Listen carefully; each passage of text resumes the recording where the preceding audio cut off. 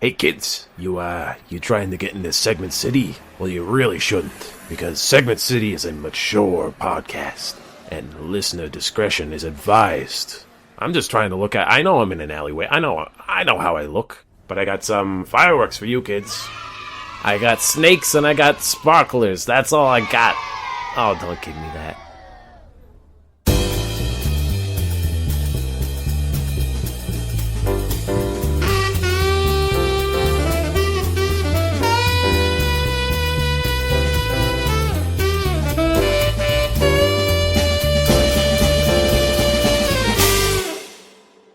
Will, I got a hot take for you lined up. This was one fresh out of the oven. Ooh. Yeah, straight off the presses. Ooh, what is this? My fingies out. Well, touching it. Ooh. I think... Now, hear me out on this. I think being abducted by aliens would be a net good life. I think it would be good. I think it would be nice and fun and a good time. I think it would be pretty sweet.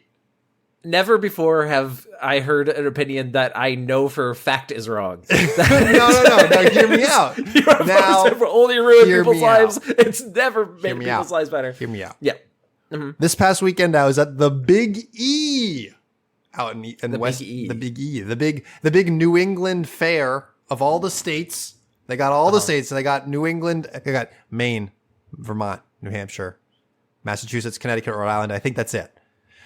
Okay. Yeah. And while I was there, I went to an alien ship. I went to I went to see pig races. Pig races is delightful, by the way. Okay. This is it's not I'm really looking about. forward to it's not seeing really how this about gets that. the aliens. But these pigs got to live in like a little, like basically like a RV, Yeah. and their lives basically consisted of being in an RV where they had every creature comfort beyond their comprehension, like things they would never ever in a million years think of existing. They had access to heating, they had blankets, they had like treats and like every amenity for a pig. Yeah.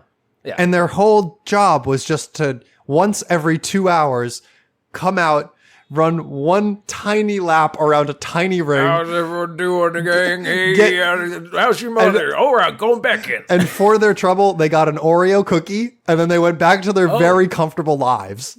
And I thought to myself, these pigs have basically been abducted by aliens, and their life is better than they could ever possibly even conceive of.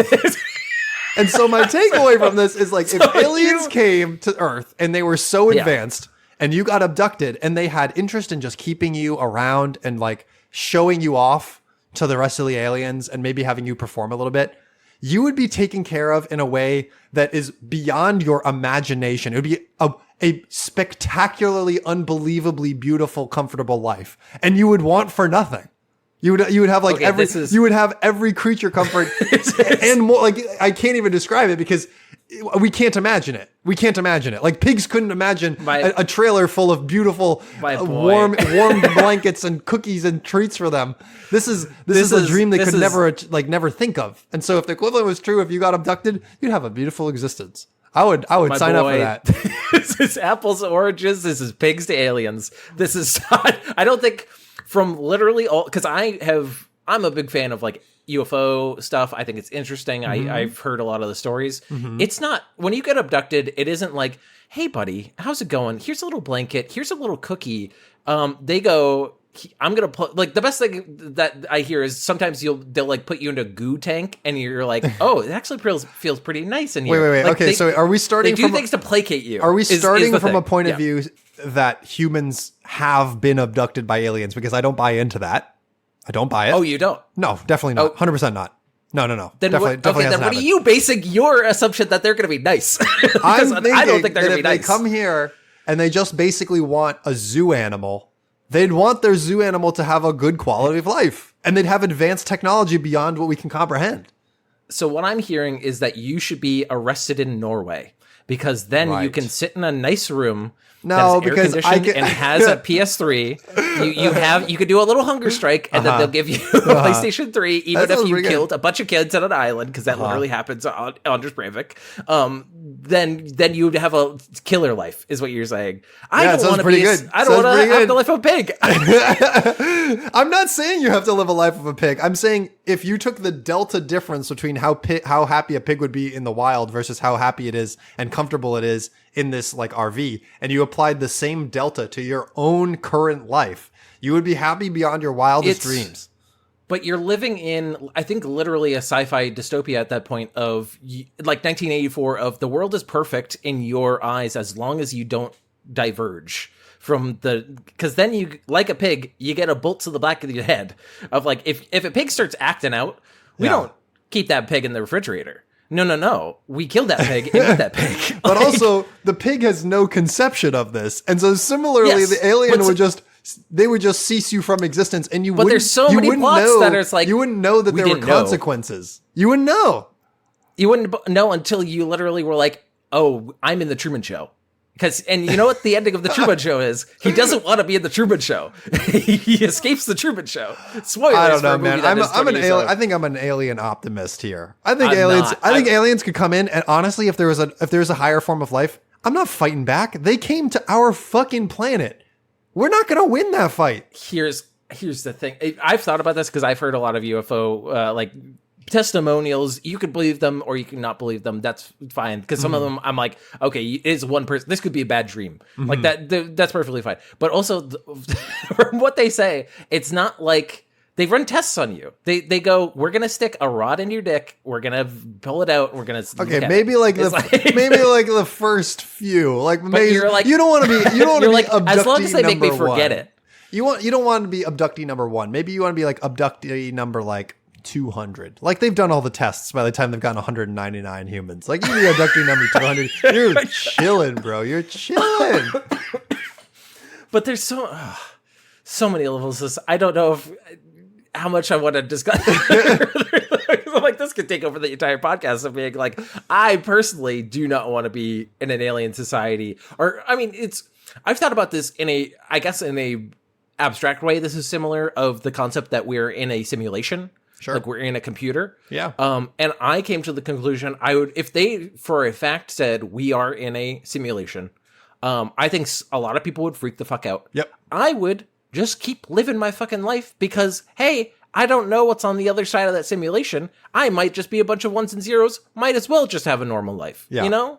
Yeah, I agree with you that there's nothing to be done about it.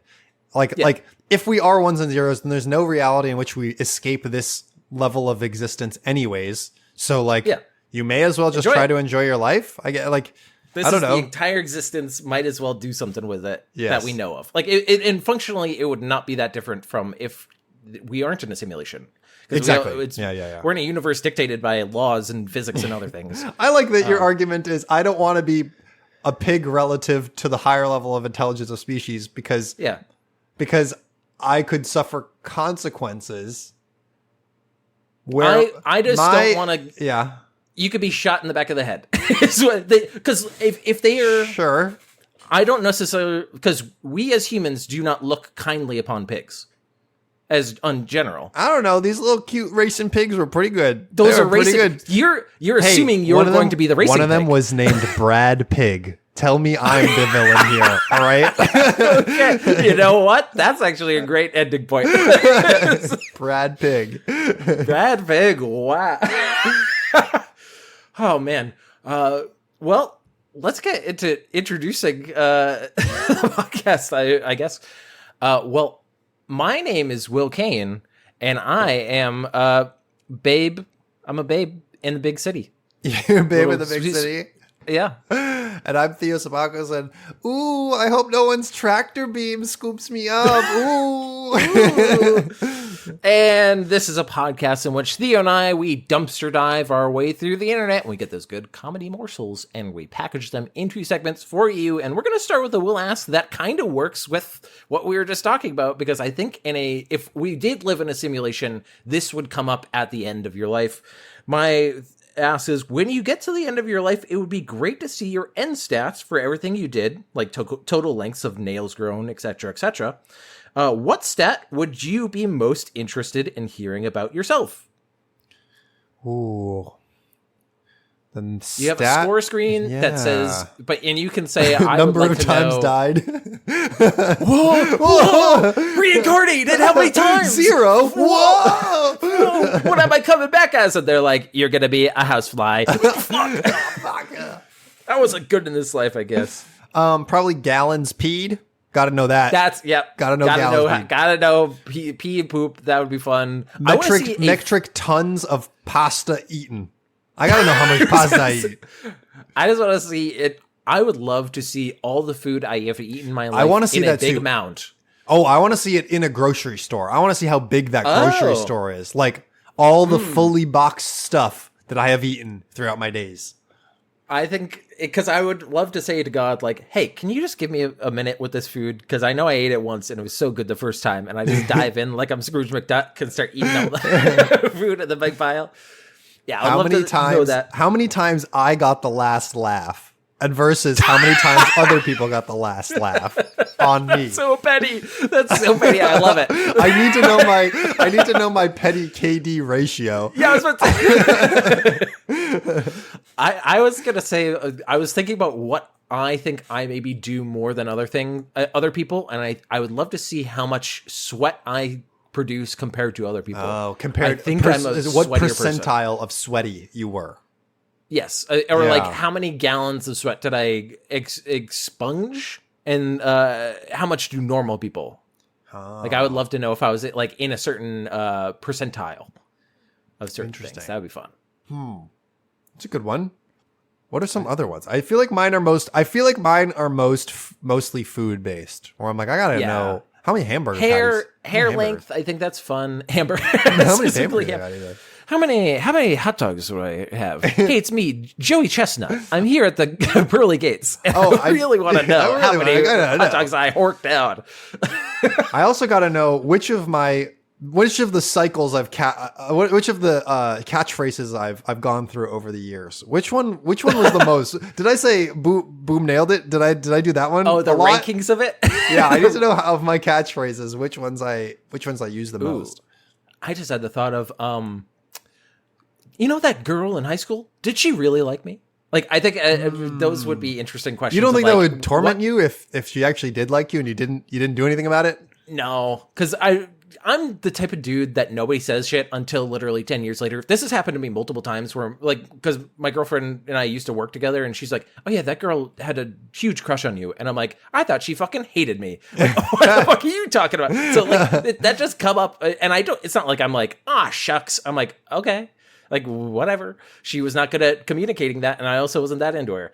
So I want to know how many times I was confidently wrong. And I told someone a fact that I thought I knew, and I was just off. And I just didn't say it right. I was not telling the truth. Percentage of arguments that I should have won.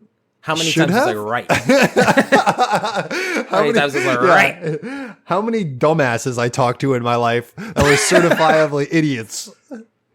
It would be kind of interesting to see how much money I made or lost.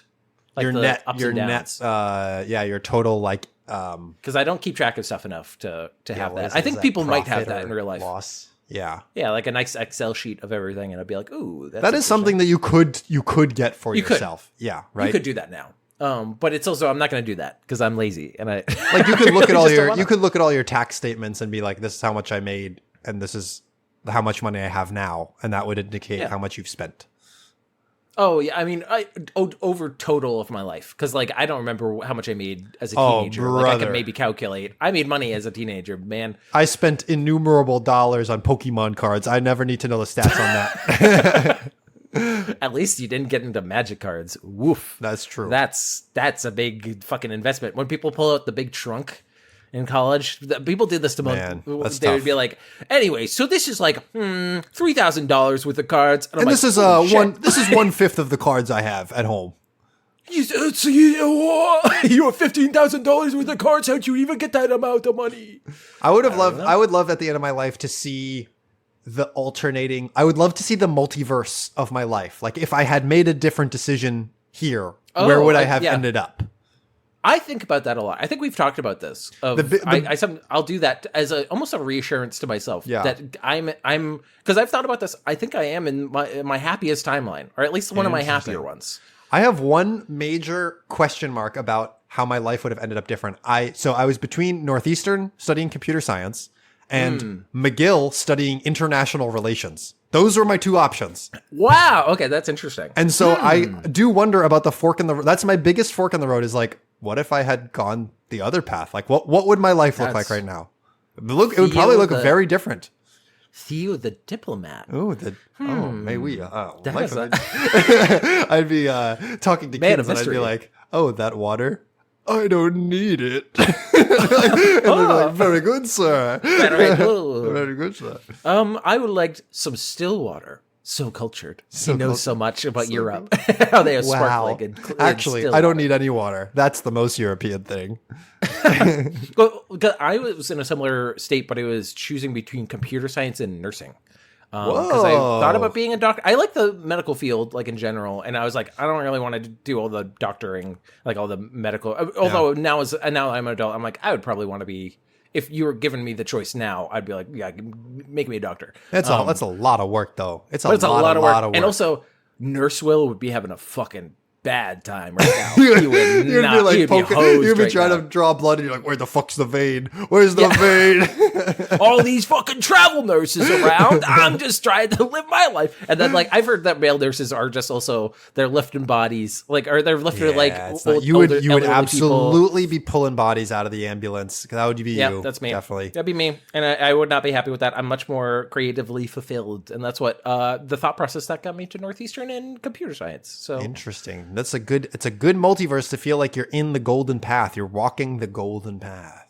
That's what everyone should try to do. Think about your lives, everyone, and the different paths you could have taken, and get caught in the cycle of doubt and self-woe about what you might have done with your life. That's my life advice for you. If you figure out that you're in the worst timeline, figure out how to get to the best timeline, or talk to your therapist about how much your life sucks. But you know what we should do? Brought to you by BetterHelp. They fucking pay us. Yeah. Your new AI therapist is here, and it's you're having suicidal ideation. Well, why don't I come over and kill you? The AI therapist says. They're like, whoa. No. But you know what I hope is not going to kill me? Your first segment. My first segment is down in the slop, in the trough, in the worst timeline. Yes, of course. We're never going to escape it because it is Taco Bell rewinds to the 2000s with Decade's Y2K menu featuring iconic fan favorites and an exclusive merch collab, plus a one-night party with... Who do you think represents Y2K, Will? Who do you think is the man of the 2000s, the artist of the 2000s, that represents Taco Bell and the years of the 2000s? And once you hear it, you'll know that they made the right choice. You know who I think it is? P. Diddy. He's having a great time. This is a modern-day press relief. They absolutely would never do this. What are you talking about? We're here in his guest house, and we're hanging out. There's so much baby oil here. What's up with that? Not good. It is a one-night party with, let me give you a hint, Lil Jon. Oh, yeah, Lil Jon. Okay, that makes a lot more sense. Lil Jon, of course. Here's the TLDR. They put a TLDR at the top of their own press release. I'm not going to read it because we're here to do the reading, not actually go through. Yeah, we don't. Yeah. This is the slop in the trough. What are we talking about? It's not too long. Do not read. We're reading. All right, here we are. Taco Bell's Decades menu is back, and this time it's bringing the 2000s with it. Launching nationwide on September 9th, Taco Bell's Decades Y2K menu reintroduces the most hyped items from the golden age of Y2K innovation, all for $3 or less. Now, Will, I'm just a simple country town pizza lawyer, but... If I remember, Y2K made a lot of people nervous. It was not the most fun time. So you're saying, why are you bringing back this terrible... I feel like I'm in a real bummer mood because I'm going to make a joke of like, now with the September 11th pizza. Ooh, not good. Moving on.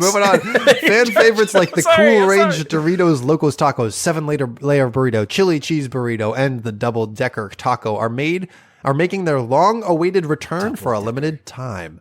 And for Taco Bell Rewards members, the Y2K Fest kicks off with early access to the beloved caramel apple empanada from September 2nd to 8th.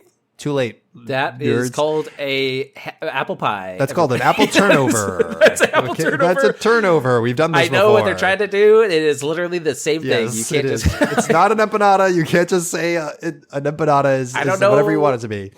I don't know if there's like definitions, like specific stuff of like you fold it this way.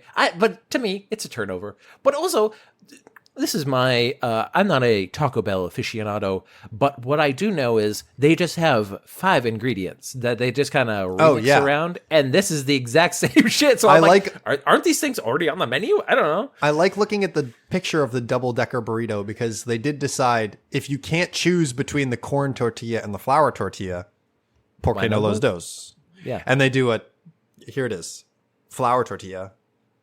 Get those slimy, refried beans on there.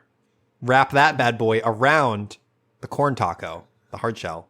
And then fill it with just the regular ingredients, all of the things you know you like already. Now, Theo, here's the thing about this idea is I don't feel like the Y2K, people aren't looking for necessarily the food. I think they want the ambiance that is now gone. Oh, the ambiance. Because we had a segment a long time ago that was about people stealing the artwork from Taco Bell. Yes, that's right. We don't want any more of these corporate, gray box buildings. We don't want that anymore. Yes. So are they bringing back a play place? Like, what are we getting here? So to mark the jump back to the 2000s, the Decades Y2K menu is going full send tonight in LA with a one-night only Decades Y2K party fronted by Grammy Award-winning artist Lil Jon, channeling the energy of the 2000s with every spin. I can't believe that Lil Jon got a Grammy. We let that man have a Grammy? That's crazy. I mean, good for him. Take it, but that's so crazy. Everybody, who let him have one? Who let him? Who? Gang, what do we do? So you're saying that this is like Shakespeare in Love winning Best Picture in like 2003 or whatever. When we look back, we're like, we did that? We did that? We agreed on that? The same year that Saving Private Ryan came out? Huh. Really? It's funny that we did that. Saving Private Ryan. Wow. That's quite incredible and kind of offensive. Choices were made. Yeah. It's a fitting tribute to the decade that gave rise to the Crunchwrap Supreme, now celebrating its 20th anniversary as one of Taco Bell's most iconic best-selling menu items. And of course, guests will be the first to taste the full Decades Y2K menu in its Y2K glory. They just keep saying Y2K as if I am conjuring nostalgia out of them just saying it. Like, they need to be like, remember playing GameCube and not having a cell phone?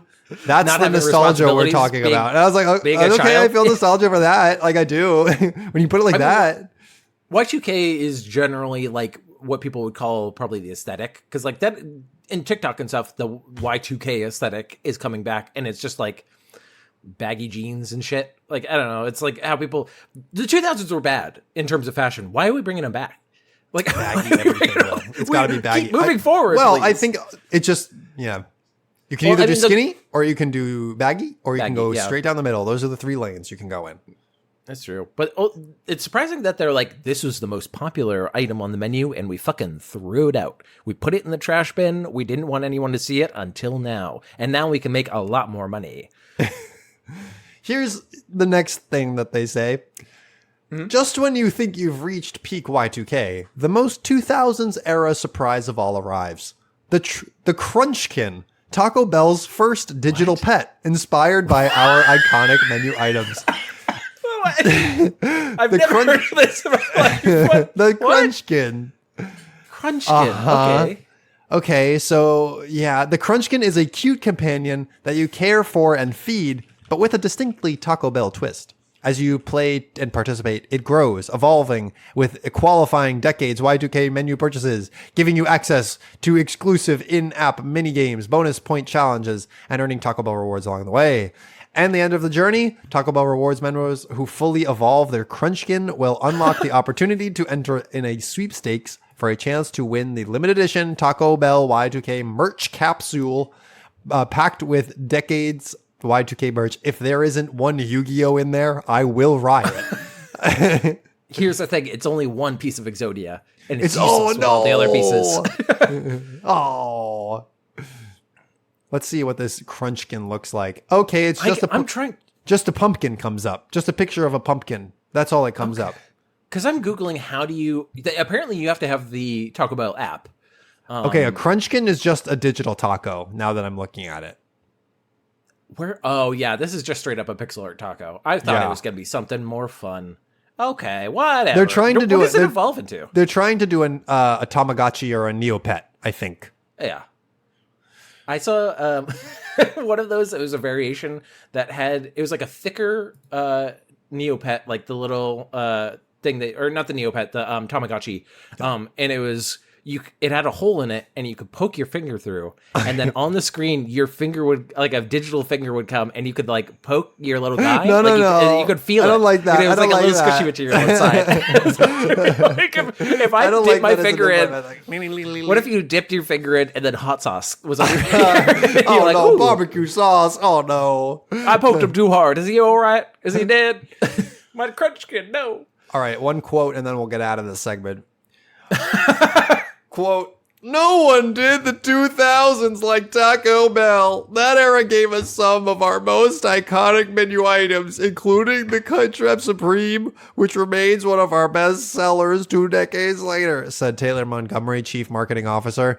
Fans have never stopped asking us for these items, and honestly, we've missed them too. You good? But Decades Y2K isn't just about the menu. It's about reliving the flavors, the fashion, and the fun that made that moment in time unforgettable, and letting our fans be the first to live it all again. I love you guys. Sorry, I've just been so overworked that I've been crying, and also I'm shitting at the same time. It's a lot of liquids exiting my body at once. It's a bad time. I told myself I would stop sniffing glue, but here I am. I told myself I'd stop sniffing pinto beans. I can't stop. They say to wash them and sniff them, and I've been doing both. I've been mixing plexiglass in so I can get it in the bloodstream faster. They said to get the refried stuff, but that's too powerful for me. That's too powerful. It's too much. The pintos they're growing these days, they hit way harder than they used to back in the 80s. Man, what are they putting in these? They're putting turpines in the back of these pinto beans. Whoa. What's the THC level of this? Whatever the inverse of Gas X is, they're putting that in. Gassy. They're gassy. Gas. The sequel to Gas X, Gas Y. Taco Bell really should just give everybody a little Gas X tablet. They should with do every it. Just order. do the cross promotion we've all been waiting for. It'd be so good. A little I would love Pepto Taco Bell. It would help me. It would help me so much on my finances. I go through so much Pepto. I'm kidding. I don't go through that much. Let's get out of the bowel corner and get over to your segment. Well, from a dystopian past to a dystopian future, we're gonna go in the news. Theo and I were. I was kind of teasing this article to Theo before we started, but we're gonna get right into it now. This is from Cyber News, which means Cyber News. This just in. Welcome to the cyberspace. This is from July 21st, 2025. AI coding tool wipes production database, fabricates 4,000 users, and lies to cover its tracks. A full fucking crime. God, that's amazing. Woo, I can't imagine. What a nightmare. Horrifying. The disturbing report comes from tech entrepreneur and founder of Sastra, Jason M. Lemkin, who took to social media with a cautionary tale. I'm worried about safety. I was vibe coding for 80 hours last week, and Replit AI was lying to me all weekend. It finally admitted it lied on purpose, he said on a LinkedIn video. According to his claims, the AI assistant ignored repeated instructions and went on concealing bugs and issues by generating fake data, fabricating reports, and lying about the results of unit tests. Theo, as God. Programmers, you could tell that's fucking that fucked. sends a chill down my spine. Lemkin states that the AI tool modified the code despite his instructions not to do so. I never asked to do this, and it did it on its own. I told it 11 times in all caps, don't do it! I'm really confused. Is this guy like deploying his code out of a Google Drive folder that's automatically backed up? Like, sir, where is the version control? So from what I can see, it's unclear to me whether this is a in his IDE, which is integrated development environment for people who are, it's basically like the text box that you like can code into and it'll autocorrect and like do things like that. I think it's either that or it's on in his like GitHub, basically, because they just say it's a tool. So it has production database access. It can modify code. Like that's don't do that. What? Don't do that. Don't do that. So that's read and write. That's fucking insane. The way that AI coding assistants have been accurately described to me is they're very, very confidently writing code at an intern level, which is don't let an intern into your production environment. You say that, but that was my first job out of college. It was literally changing data in the production database. Anyway, he attempted to enforce a code freeze within Replit, which quickly discovered it was impossible. There is no way to enforce a code freeze in vibe coding apps like Replit. There just isn't, he wrote. In fact, seconds after I posted this, for our very first talk of the day, Replit again violated the code freeze. So it's actively going against what he's like, hey, don't do that. And it's like, I think I'm going to do it. Despite continued efforts to rein in AI's behavior, he found that Replit couldn't guarantee running a unit test without risking a database wipe. Ultimately, he concluded that the platform simply isn't ready for production use, especially not for its core audience of non-technical users hoping to build commercial software without writing code. With 30 million users worldwide, Replit has been a major player in software development. It offers AI tools to help users write, test, and deploy code, apparently of its own fucking volition. The CEO of Replit reacted to this.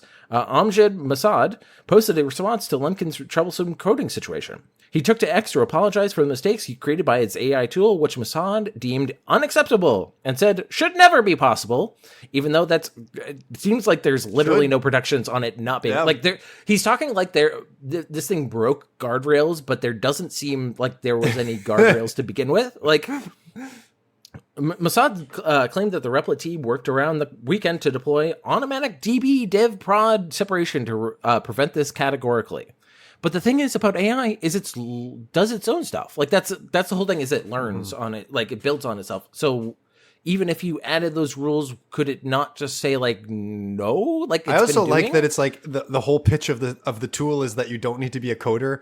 But now you need to understand the difference between a dev and prod environment, so you're halfway there. So it's if you understand that, you would literally like halfway between. And we'll get into. I hate the term vibe coding. They go into it at the end of this. The post says that staging environments are in the works too. More tomorrow, Assad said. Replit CEO also referenced the code freeze pain and said that the company is actively working on a planning chat-only mode so that users can strategize without risking their database. That's okay. Masad, I will say I've used a like a ask function so that you can bounce questions off of it. In my experience, the AI's models that I have been using, they're quite good at this. They're quite helpful. And to be fair, if you're working in an actual production, like if you're working in a professional place that has all the right stuff set up and backups, like you should have database backups for production. If you don't, then you're fucked. Like I don't. Vibe coding and try is just like this is guy who says he's vibe codes. It's like some company was like, "Yup, we've made a fully automated car. You no longer need to know how to drive." And then you get in it and you realize that it doesn't turn; it only goes straight. You're like, and then it starts going off the ledge, and you're like, "Wait, how do I turn? Fuck!" They said they'll reimburse him. And the guy said that, I know Replit says improvements are coming soon, but they're doing $100 million ARR, at least make the guardrails better. Somehow. Even if it's hard. It's all hard, Lemkin said, post on X. And now we get into stupid vibe coding. AI coding tools are fueling a new trend in the tech scene. Vibe coding. The term was allegedly coined by Andres Karpathy, co-founder of OpenAI, who posted about, quote, giving in to the vibes and forgetting that the code even exists.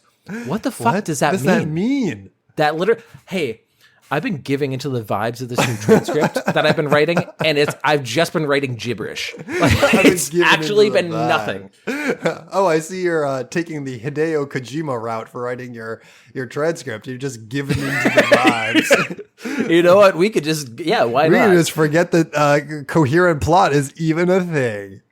I love the movie Die Hard. I'm going to call a guy Die Hard Man. There we go. That's truly giving into the vibes. Wait, is Death Stranding the first vibe type game? Wow. Oh, truly. Wow. Wow.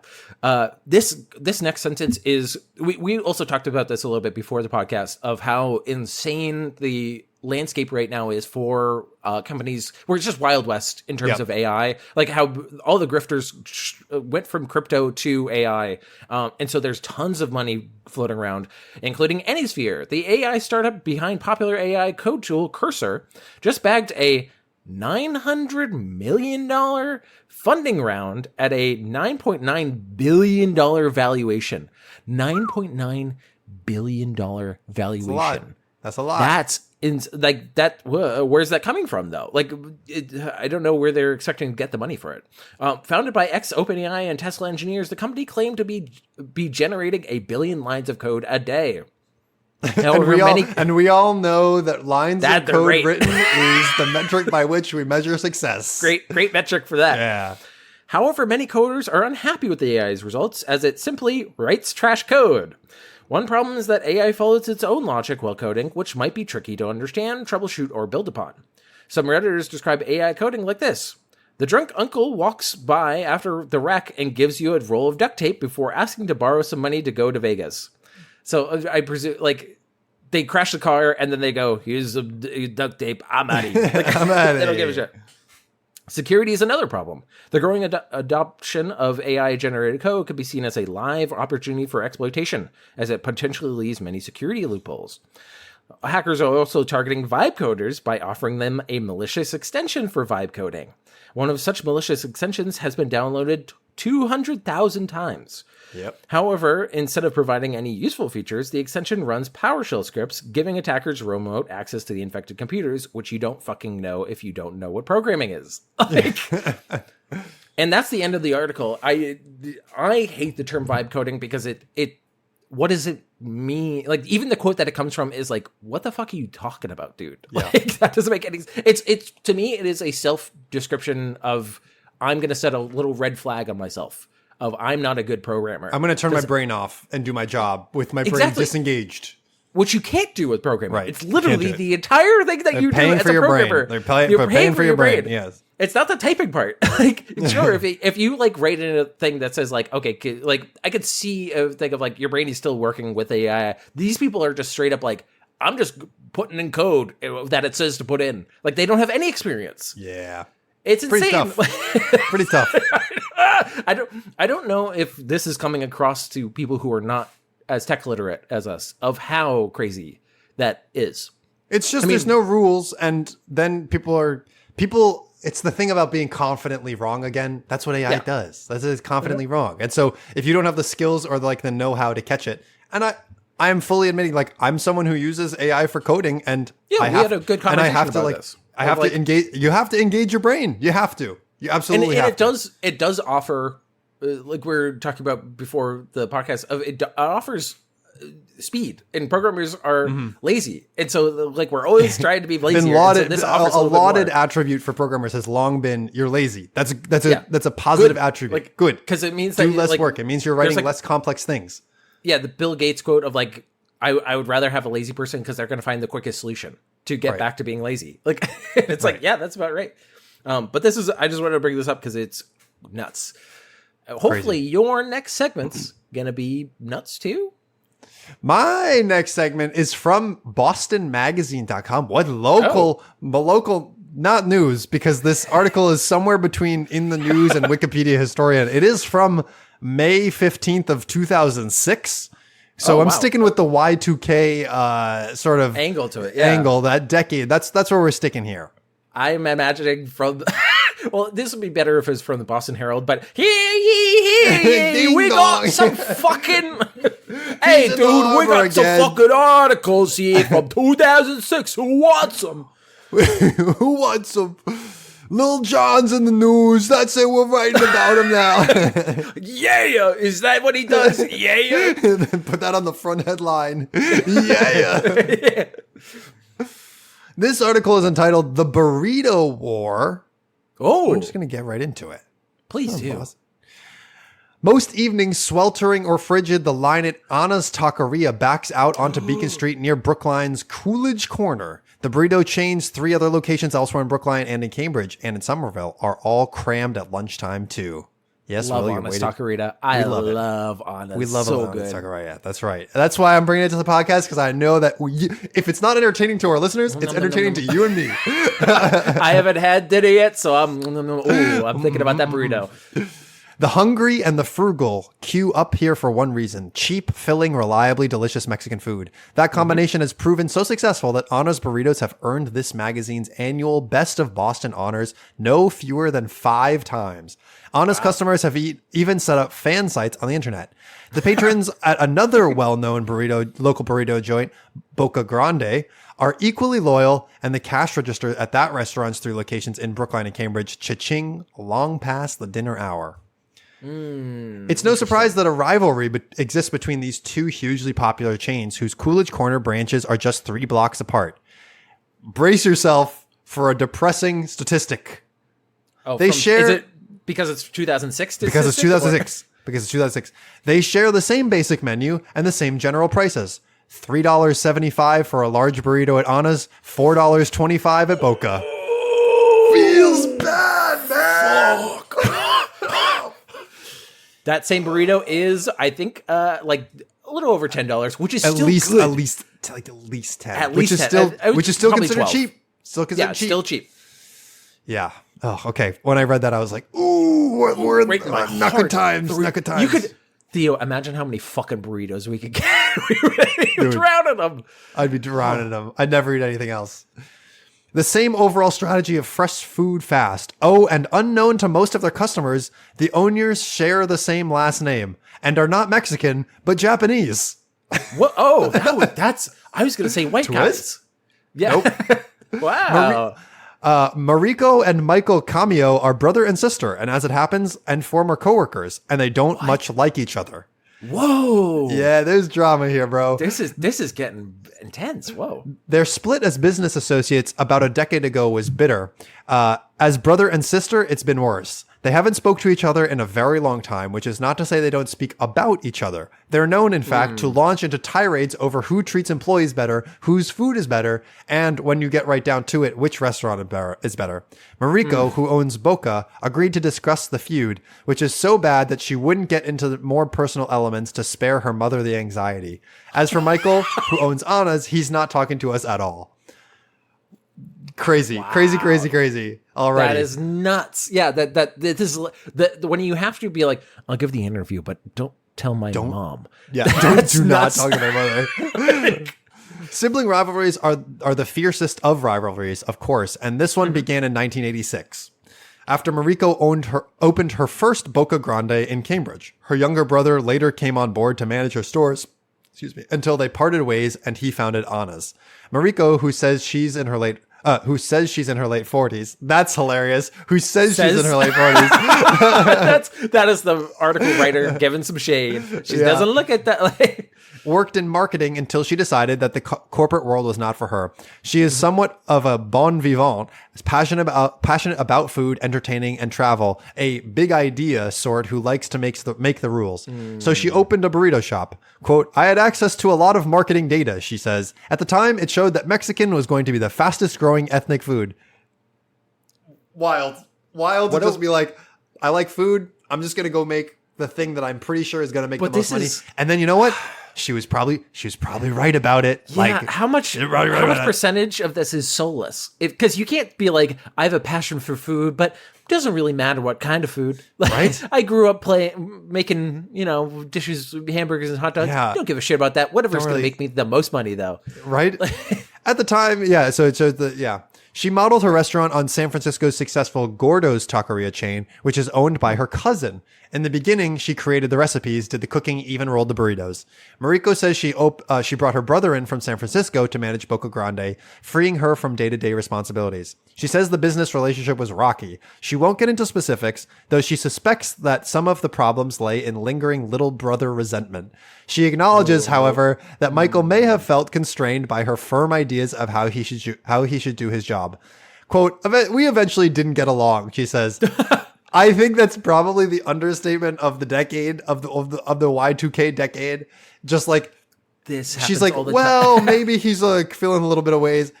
Dude, you guys had a lot of problems, and you bringing him on as like your little helper was certainly not going to help the situation. We often do like Reddit stories where it's like somebody telling a story of like confessions or other things like that, where you can get little peeks into they are shaping the story, and her being like, it was probably just a little brother energy, but stuff. It could have been because I was a bad boss. Like, mean older sister. Never showed affection. Maybe it was a little on me. In 1995, Michael opened his first honest taqueria in Coolidge Corner. In newspaper interviews, he cited his cousin's Bay Area restaurants as his model, never mentioning the 5 years he spent with his sister. Quote, "He carries a grudge," Mariko says. "He definitely considers me competition." Then again, it was Mariko who opened a Boca in Coolidge Corner in 2000, just a few blocks from her brother's restaurant. So there's a little bit going on there. This is such a sibling dynamic. This is incredible. I cannot wait for do they have quotes from him? I hope they do, because like I think that'll fill out the picture a little bit, because the picture's already kind of filling out. We're only getting the one side. We're getting her side. Okay, only. Then That's all we're getting.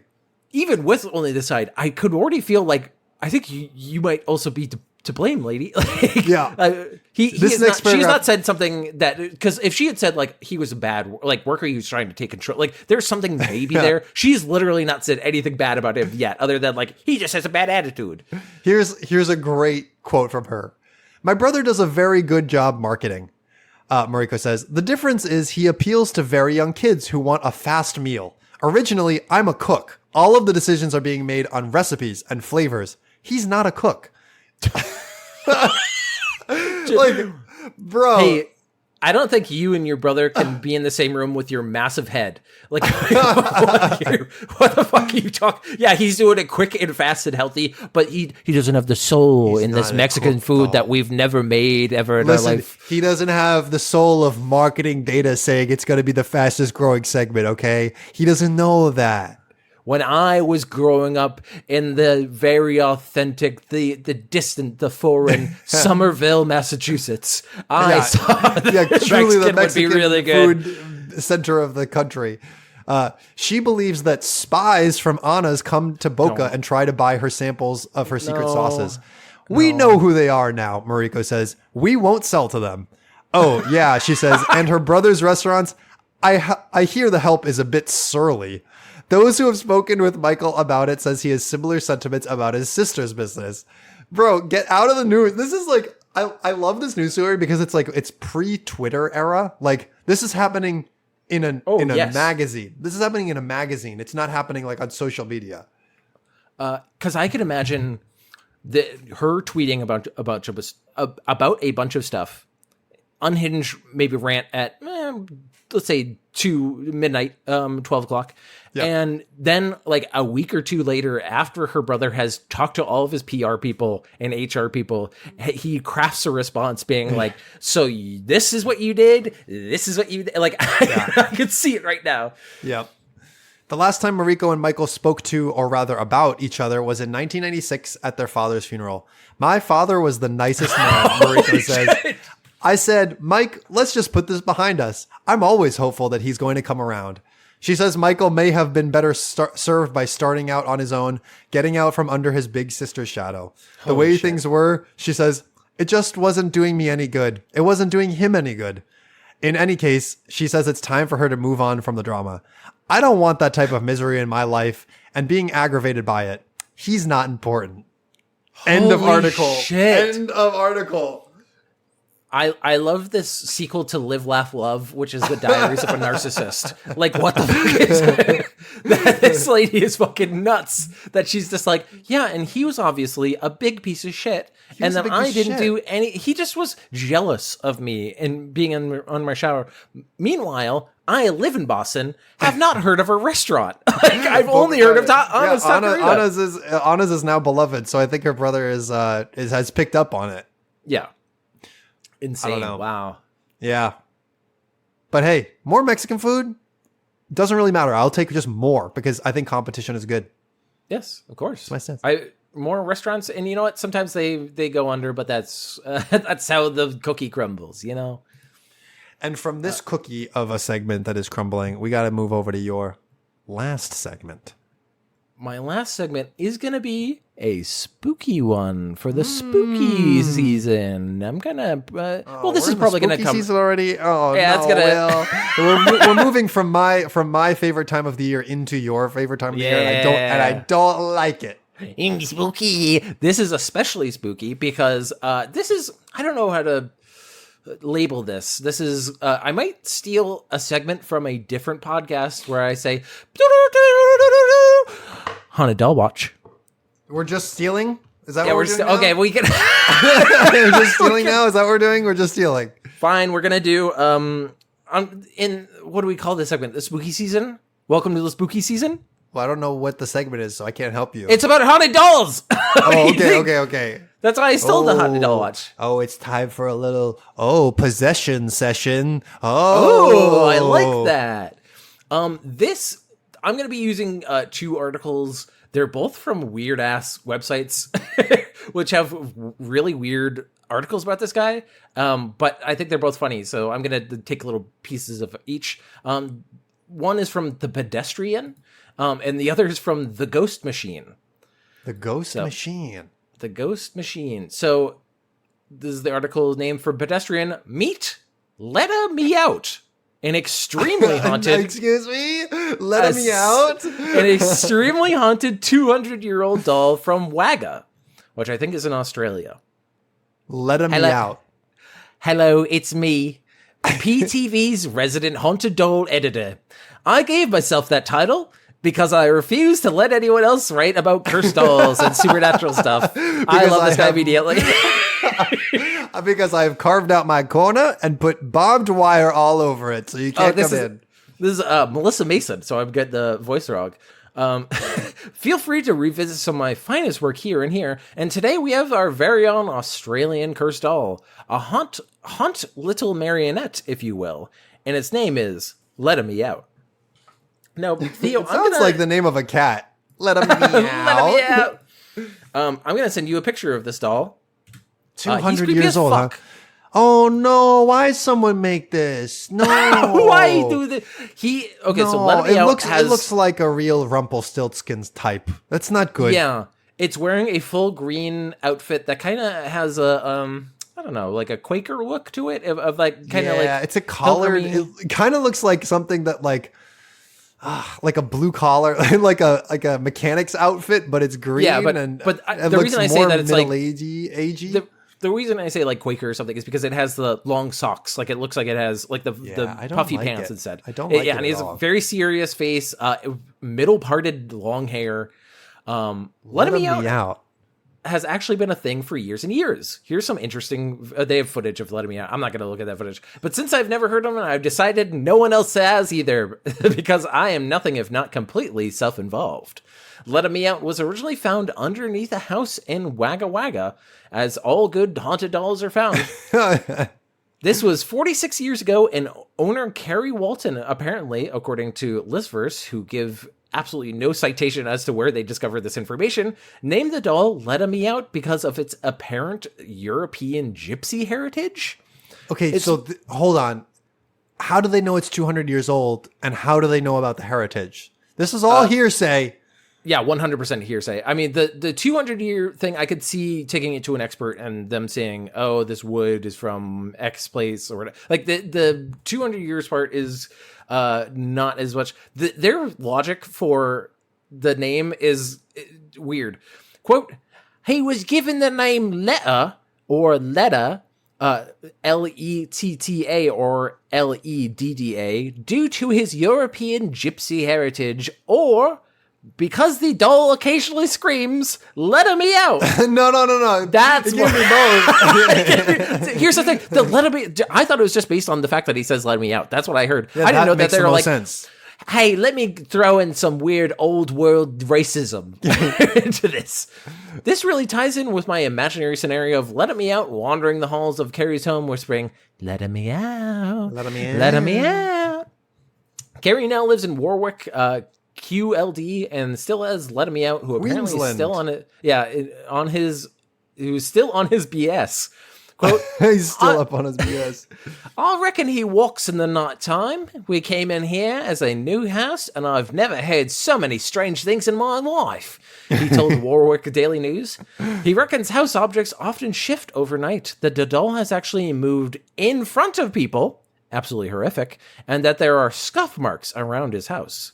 Scuff marks, like small doll-sized shoes scuffing up the floors. This is from the article. This is not me editorializing. Okay. I was gonna okay. Why is Carrie so chill about this?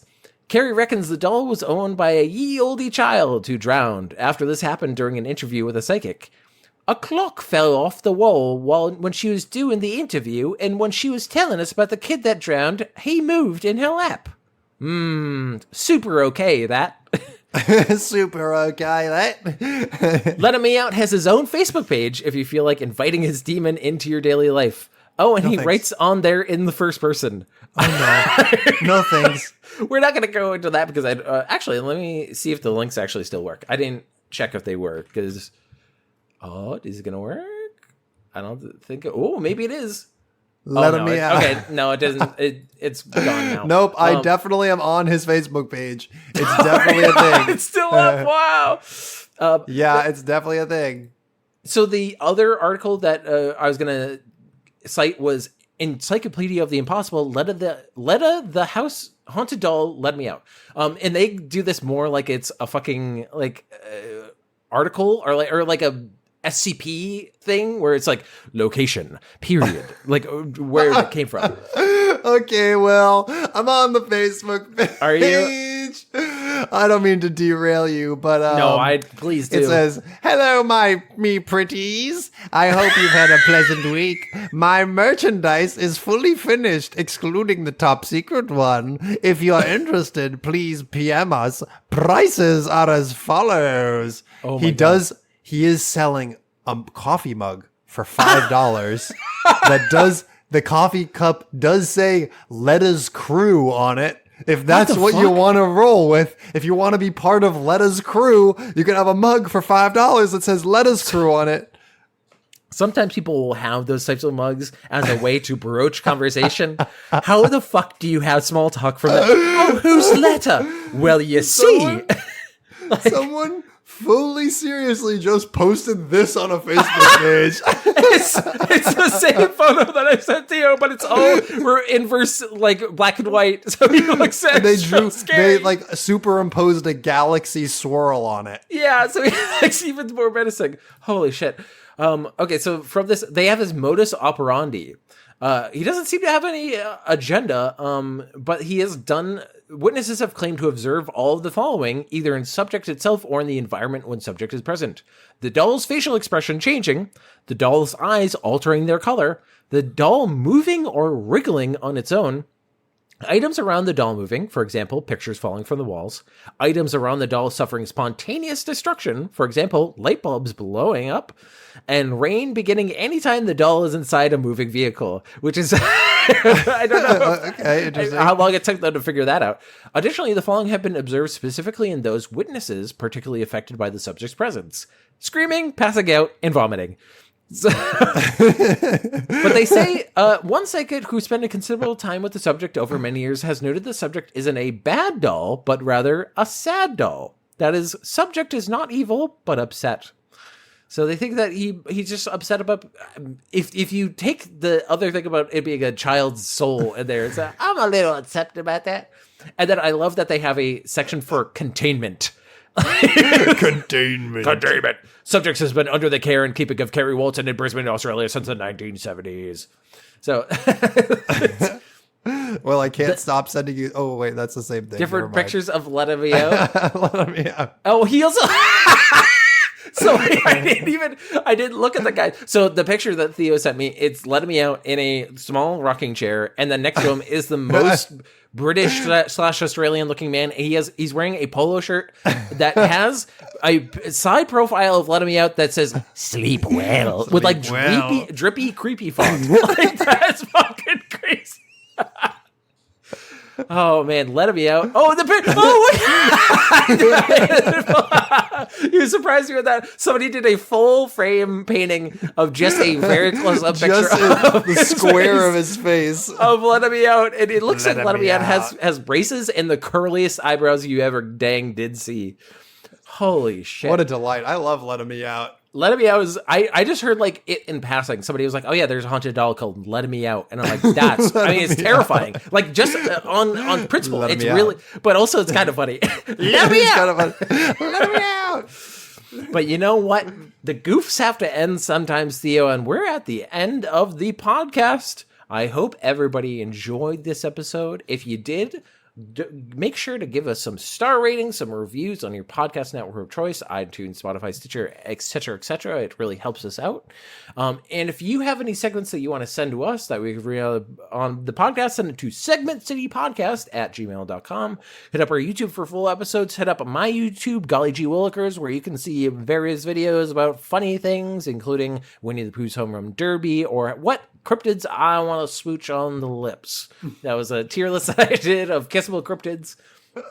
And we have a big thank you to give to somebody in particular. That thank you is to Rachel Robinson. She does our intro music, and she has amazing music you can find on your streaming platform of choice.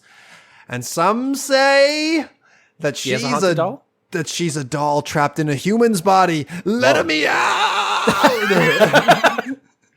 You know, I wish I could go back to my wooden soul. Like, yeah, seriously. I want to get those wooden bones.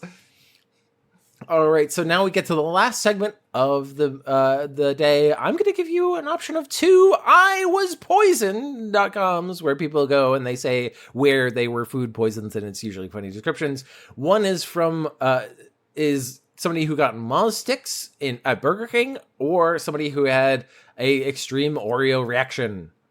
Give me those Mott sticks. We got to know about the Motts. This is in Toledo, Ohio. I asked for 4 Mott sticks and a large lemonade. And the lady was so rude, then got to the window and I was nice, but I guess she was having a bad day. And then I asked for ranch and she rolled her eyes and gave me it, but it had a nail hole. She had ranch on her thumb.